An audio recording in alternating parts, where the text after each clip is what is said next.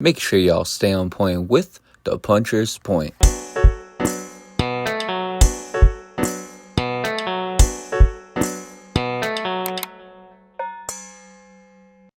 What is good, y'all? Welcome back to the puncher's point.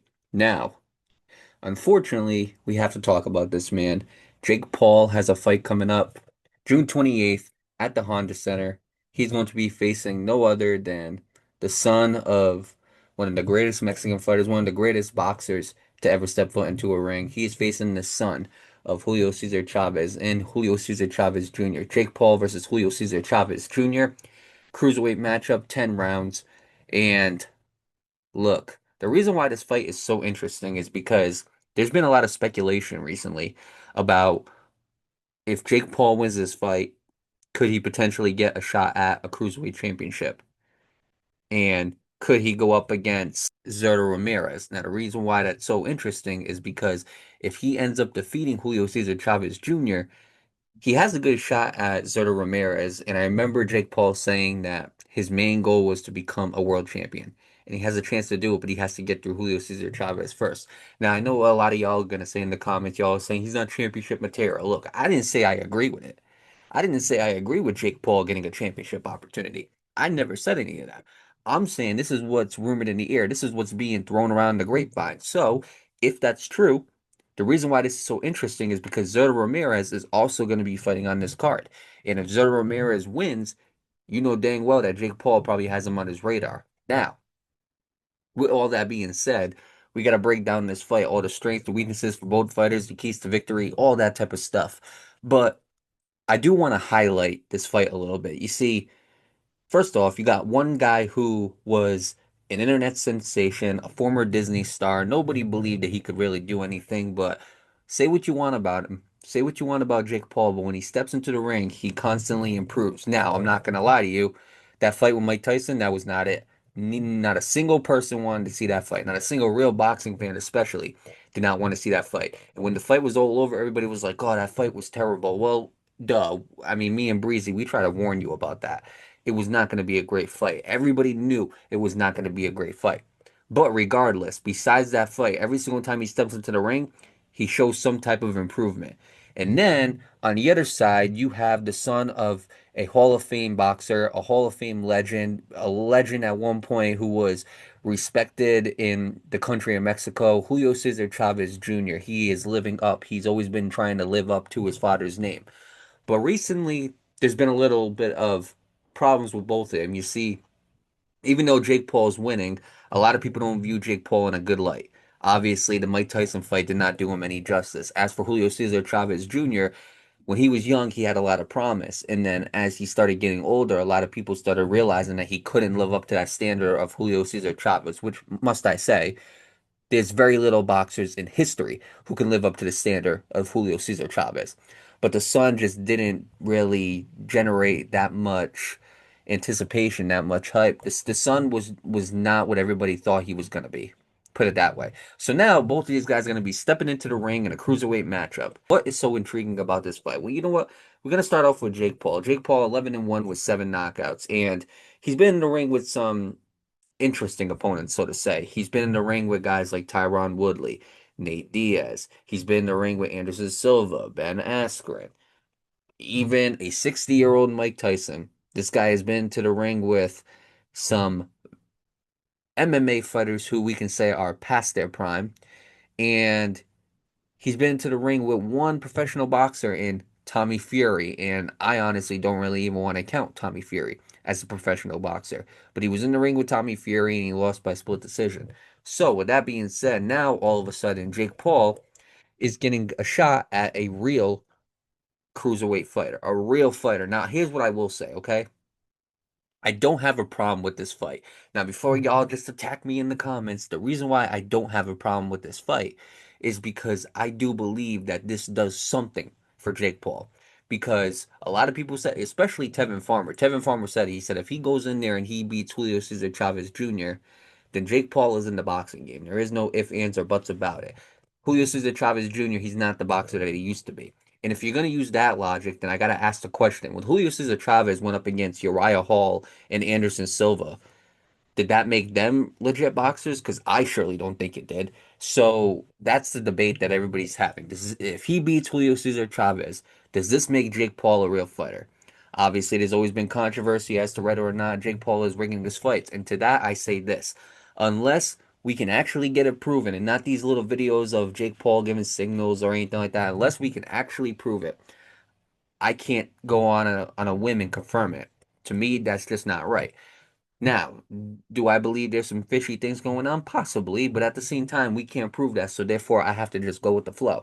I have to go with what my eyes are seeing. Jake Paul is going in there and he's beating combat fighters, but a lot of these combat fighters, they're past their prime, they're old, and don't get me wrong, Julio Cesar Chavez Jr., it's the same old story, but the difference is Julio Cesar Chavez Jr. is a professional boxer. He's not the age of 60 like Mike Tyson, but at the same time, he's not in his prime either. So I do believe that this fight at least gives Jake Paul something, some kind of leeway in the sense of he goes in there, he beats Chavez Jr. Well, I just beat a former world champion. And even though he's not what he used to be, regardless. Now, here's where it becomes a problem. In my opinion, Julio Cesar Chavez Jr. does not give Jake Paul the opportunity to have a title fight. But with that being said, when you have a big name like Jake Paul, you're going to get those title fights, especially in a division like the cruiserweight division where little people pay attention to it. But with Zerto Ramirez being on this card, it makes really interesting speculations and it makes an interesting topic, really. But we're here to talk about Jake Paul versus Chavez Jr. So with that being said, we're gonna get into the breakdown. We go start off with Jake Paul. Now, if I had to point to some of Jake Paul's strengths, the first thing I would say is I will say he is constantly improving. Like I said earlier in the episode, he is constantly improving. There's always something that this guy is constantly getting better at. Now, here's what I will say. If you look at what he was when he fought Anderson Gibb, which was his first ever pro fight, when you really look at what he was doing against Anderson Gibb, it wasn't really that impressive. When he was fighting Deji, that wasn't really impressive. But what happened was as he continued to stick to it, as he continued to, kind of constantly grind in the gym, as he continued to constantly grind in the gym, Jake Paul became better. And I can honestly say that he's got some decent basic skills of boxing. I can honestly say that. He's not just a YouTuber that's swinging his arms around, fighting all these other random ass YouTubers. He's the type of guy that's actually going in there against some combat fighters, guys who, are dangerous fighters or were dangerous fighters, as we should say. He's going in there and he's taking a risk. I got to give it some type of respect. And every single time he steps into that ring, he's constantly improving. You can see the gap between him and a lot of combat fighters. The other strength I will give to Jake Paul is Jake Paul, he has that overhand right. That is his number one punch, that overhand right. He is always looking to land that overhand right because he knows that in a lot of fights he can knock out a lot of these guys with that overhand right. With that being said, he's got a good right uppercut as well. And we seen that right uppercut in display in the Andre August fight. Jake Paul, he has a very good right hand. He's done a very good job of establishing that right hand as a good power punch, and we got to give him a lot of credit for that. I honestly think that regardless of who he fights, that right hand, it is a threat. It is a good equalizer for Jake Paul to use. He has decent lateral movement, and that's something I can say, honestly, not every boxer has. See, when you look at Jake Paul and he's in the ring, he's not staying in one spot. He's constantly going left to right. He's constantly trying to find some angles. And this is, again, improvement because that wasn't something that Jake Paul always had. This was something that, as fights progressed, as he started fighting more and more fighters, he constantly improved with that. He started building lateral movement. He started moving around on his toes a lot, on his feet a lot. And honestly, that is a strength for him now. The lateral movement, the way he's able to move from left to right and not give fighters one basic look, not stand in the middle of the ring and let these fighters brawl on him. He's got his left hook, it's growing. It's not to the same pressure and impact as the right hand, but the left hook is growing. I mean, he has knocked down some guys with that left hook. He has rocked some guys with that left hook. It's just not an established punch yet. And who knows, maybe this is the fight where it becomes established. But obviously, the right hand is his biggest power punch. But that left hand, it is improving, and that's one of the improvements that he's making. Now, as far as the weaknesses, what's his weakness? Well, I will say this: he can't stop a jab. That's what I will say. He cannot stop a jab. We seen it in the Tommy Fury fight. Honestly, Tommy Fury, that's all he had to throw was a jab, and it was constantly getting at Jake Paul. The other thing about him, he leaves his head on a line. The thing about Jake Paul, every single time he throws a punch, he constantly leaves his head open, and he's leaving it straight in a line. In my opinion, Jake Paul does not have the best head movement, and that is a weakness that Jake Paul has. Again, he's not completely polished. He's growing, he's improving, but he's not completely polished. And it's those tiny basic things that he needs to critique and needs to tweak up in order for me to actually look at him as a threat. He's got some threatening qualities, but he's not a threat. And to me, those are the type of things that he's going to have to clean up in order to be a threat, in order to fight world championship fighters like Zito Ramirez, like Jairo Pataya, like Badu Jack. There's many, many times where Jake Paul is fighting off of his back foot. Actually, he's not even fighting off the back foot. He's just relying on the ropes. He's relying on his back foot to get him out of trouble. Jake Paul, right now, he has not mastered the skill of staying in the middle of the ring. When pressure comes to him, he has not mastered the skill of getting away from those ropes, getting away from those corners. He constantly relies on the ropes and the corners. And I do believe that it is pretty easy for fighters to back him up in the corners and the ropes. We've seen MMA fighters back him up in the corners and the ropes. We've seen Anderson Silva do it. So for me, when I'm looking at that fight, Jake Paul, that is one weakness that he has. He constantly leans on those ropes. He constantly leans onto the corners. He doesn't know how to keep a fight in the middle of the ring. He doesn't know how to stand his ground. So for me, that is a weakness for him. And last but not least, he has a very, very questionable resume. Look, these guys are dangerous. Look, not I'm gonna be honest with you. The viewers who are watching, the followers who are listening, let's be real. Not many of us are gonna go into the ring with somebody like a Tyron Woodley and Anderson Silva and Nate Diaz, Mike Perry. We're not doing that. He is. So I gotta give him a lot of respect, at least in the sense of taking a risk. But at the same time, it's a very, very questionable resume. I mean, you're fighting a bunch of MMA fighters who don't know what they're doing in that boxing ring. You fought a 60-year-old Mike Tyson at that. You fought in YouTubers. You fought in basketball players. I mean, there comes a point where we have to look at that and we got to be like, dude, what are you doing? Like this is not the resume that's going to make you a world champion. Technically, he has a world champion on his record, on his resume. He has a boxing world champion, Mike Tyson, but this is a 60-year-old Mike Tyson. That does not impress me. And you have a chance to put another world champion on your resume, somebody like a Julio Cesar Chavez Jr. But at the same time, I do think that gives him a little bit more credibility, but just not enough. So for me, that resume is questionable, and it's still going to be questionable even if he beats Julio Cesar Chavez Jr. But at least if he beats Chavez Jr., at least he has something to kind of back him up. At least he has some type of tiny, tiny argument to get a world championship opportunity. I don't think it's guaranteed it. I don't think it's granted. I don't think it's I don't think him beating Julio Cesar Chavez Jr. allows him to have the right to fight a world champion. But at the same time, you just never know with all these rumors speculating. Now, with that being said, Julio Cesar Chavez Jr., again, at one point, Julio Cesar Chavez Jr. was a threat. He's fought some world champions like Daniel Jacobs, Canelo Alvarez.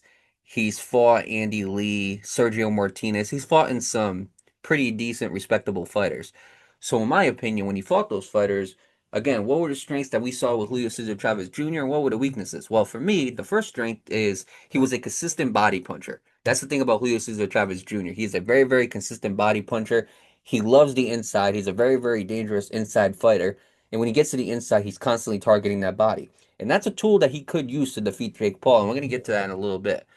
The other thing about him is he has active hooks. He's constantly throwing those hooks, constantly trying to land those hooks. And when he lands those hooks, I mean, he does some damage. I mean, the guy does have 54 wins, and 34 of those wins were knockouts. Now, even though he's not that same guy no more, regardless, those hooks, they could be dangerous. And if Jake Paul gets clipped with one of them, he could be in some trouble. He's got fast hands, or he had fast hands at least. I know he's kind of slowed down a little bit since then. I know it's not the same Julio Cesar Chavez Jr., but regardless, those hands are still decently fast. So I do feel like that is something that he could have the edge on against Jake Paul.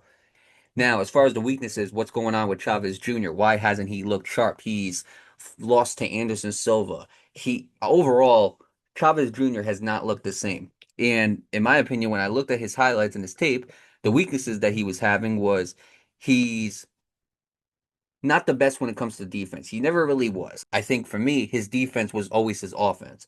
And when the offense wasn't clicking the way it was supposed to, there wasn't a lot of defense that you could point to for Julio Cesar Chavez Jr. The other thing about him is he's well past his prime. I mean, the guy is almost close to 30 to 40 years old. And in boxing, I just feel like once you get to the point where you're fighting retired MMA fighters, you're not in your prime no more. I think ever since the Canelo loss, I feel like he's kind of gone down a little bit. You know, he hasn't really fought in anybody too spectacular, and I feel like Chavez Jr. He's not getting back to the prime of his career. He's on the decline. He leaves his body open. And I do feel like that's something that Jake Paul can attack and target because he does leave his body straight in the center. He doesn't protect the body. He really doesn't. So I believe that if Jake Paul lands the right punch to that body, he could hurt Chavez Jr. and potentially knock him out. And last but not least, the gas tank. I mean, once you get Chavez to later rounds, I mean, it's all game over, you know. And these were things that his father was spectacular at. Like you weren't like it was really hard in the prime of Julio Cesar Chavez Sr.'s career to knock him out with a body shot. It was really hard to go into those later rounds with Chavez Sr. because he wouldn't gas out. Chavez Sr. was what a lot of boxers try to resemble today. Julio Cesar Chavez Sr. was legit. His son, for the early part of his career, he looked like he was heading down that same path until he really started fighting the big guys, and he kept on losing. And everybody started realizing that against world title, world champion competition, Julio Cesar Chavez Jr. was not like his father. So with that being said, what are the keys to victory for both of these guys? Well, we'll start with Jake Paul. So for Jake Paul, I would say this: target the body. That's the first key to victory. If you can keep on targeting the body, getting him tired early, once you take him to those later rounds, I believe it's going to be a lot of trouble for Chavez Jr. The other thing I will say is use your lateral movement. To me, Chavez Jr. isn't the type of guy to have success against fighters who can use their mobility. And Jake Paul, he's got decent mobility. He's pretty decent at using his lateral movement. So I feel like that's something that Jake Paul should definitely use. And then last but not least, set up counter punches. Julio Cesar Chavez Jr. will run into some counter punches, and I do believe that if he runs into that right hand from Jake Paul, it could be trouble and it could be lights out. So for me, I would say basically use some feints, kind of trap Chavez Jr. into throwing something that he's not comfortable with throwing, trap him, make him believe that he has an opening. And when the time comes, you hit him with that right hand. I do believe that's how Jake Paul is going to knock out Chavez Jr. Now, as far as Chavez, what's he going to have to do? Well, force him into the ropes, into the corner. Again, it's pretty easy to get Jake Paul and push him up against those ropes, push him up against that corner. Because, like I said, he doesn't hold his ground too well. So that's one thing that Julio Cesar Chavez Jr. can do. The second thing I will say is look for that left hook. That would be the second thing. Because Jake Paul, he constantly leaves the right side of his head wide open. And if you can land that left hook on Jake Paul, I do believe that you can put him in a lot of trouble. He's going to do that thing where he backs up and he's going to try to taunt you to make it seem like he's not hurt, but he is. Trust me when I tell you. So I would say try to land that left hook. Make sure when you see the opening to land it, you land it. And then last but not least, scrap onto the inside. I don't think Jake Paul is comfortable with scrapping on the inside. I think he's more comfortable being an outside fighter, waiting for those opportunities, counterpunching. I think he's more comfortable with that. But when you put him on the inside, I don't think Jake Paul can scrap with the best of them. So if Julio Cesar Chavez Jr. can make it a dogfight, get into the inside, target his body, hit him with some uppercuts, hit him with some shots that Jake Paul's not comfortable with, I do believe that Julio Cesar Chavez could have the chance to upset Jake Paul. And so, with that being said, we look at the betting odds. The favorite for this fight is Jake Paul at minus 650, while the underdog for this fight is Julio Cesar Chavez Jr. at plus 475. So, with that being said, who do I have win this fight? Who would I pick? Is this fight worth betting on the underdog? Here's what I will say. Jake Paul is only getting better from here. I don't know if he's going to become the world champion fighter that he says he's going to become. I don't know if he's going to have world championship talent. What I will say is he's only getting better from here. He's constantly improving, constantly building onto his boxing skills. And I do respect him for that. There's not many things I respect Jake Paul for, but that's one of the very small things I respect him for. So he's constantly getting better. Julio Cesar Chavez Jr. is constantly getting worse. They both fought Anderson Silva. They both had a close fight against Anderson Silva. Chavez Jr. lost. Jake Paul won. So for me, that's not the decisive factor that's giving me the win for Jake Paul. What's giving me the decisive factor is the fact that now in Julio Cesar Chavez Jr.'s career, he's fighting the same competition as Jake Paul. But Jake Paul is looking a lot better against that competition than him. They're both fighting MMA fighters who are past their prime in a boxing match. The difference is Julio Cesar Chavez Jr., he's showing that he can barely hang around with them. Jake Paul, even though he's improving, he's showing that some of these guys he can dog walk, he can dominate. So for me, I'm gonna have to say Jake Paul, and I think he's gonna do it I think he's gonna knock him out in the seventh round. I'm gonna go seventh round knockout by Jake Paul. That's how I see this fight going.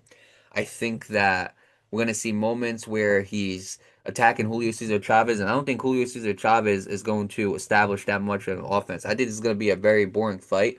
I think that Jake Paul is gonna dominate most of these rounds, and then come the seventh round, I think he's gonna finish it with a right hand.